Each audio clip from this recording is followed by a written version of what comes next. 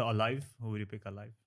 The greatest actor that's alive, probably Jack Nicholson or De Niro. I'm more of a De Niro fan, but I like to see, it's very hard to compare actors unless you see them on screen together. But even then, it depends on the role.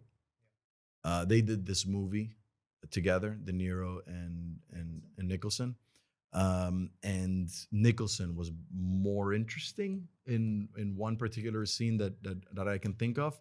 But again, that was just because of I thought the character was more interesting, not because De Niro wasn't doing his job, because De Niro is, he's De Niro. So it's really hard for me to always pick between the two because let's look at their best performance.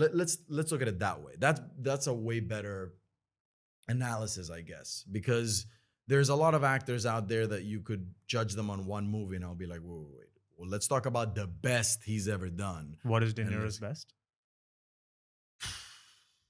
Probably The Godfather. The second movie. The second one? Yeah. Or Raging Bull.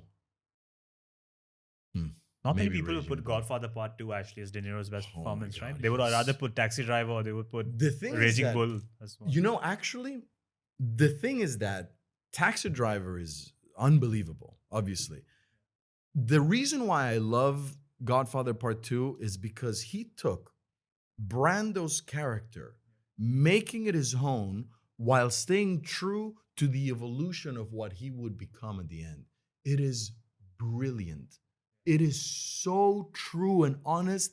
And he was following the footsteps of the acting god, literally. And he did it so subtly, so beautifully, so real. But now that we're talking about, I guess maybe unpopular opinions, my favorite De Niro performance is in Mean Streets. His character is on point. There's not a single moment where I'm looking at him and I cannot picture that being a real human being. It's like I know this guy. It's like I've seen that guy walking around in the Bronx or Harlem. You know what I mean? Yeah. He's so real. And he's not like that at all. He's not this outgoing guy he's like this totally shy guy, like De Niro. Everybody knows that about him, right? Like he's very quiet and stuff like that. He kills it, man. Honestly, he's an unbelievable actor. But Jack Nicholson, my favorite performance from him is One Flew Over the Cuckoo's Nest.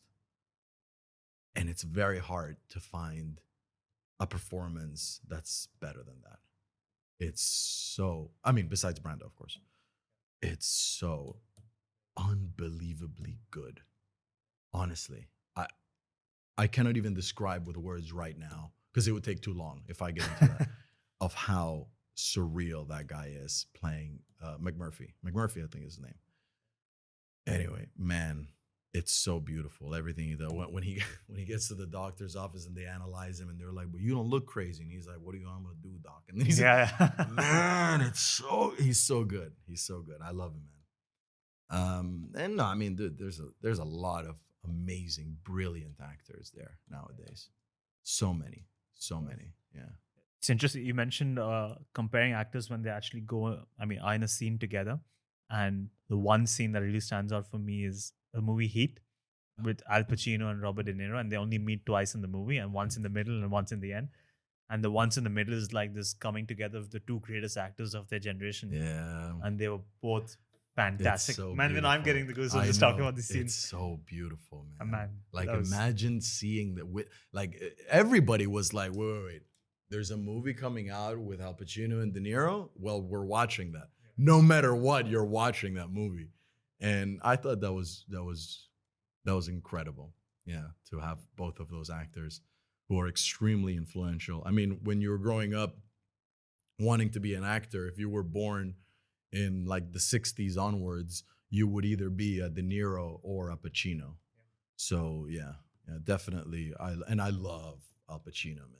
Dog Day Afternoon, one of my favorite performances from him. He is truly an incredible actor. Yeah. Oh.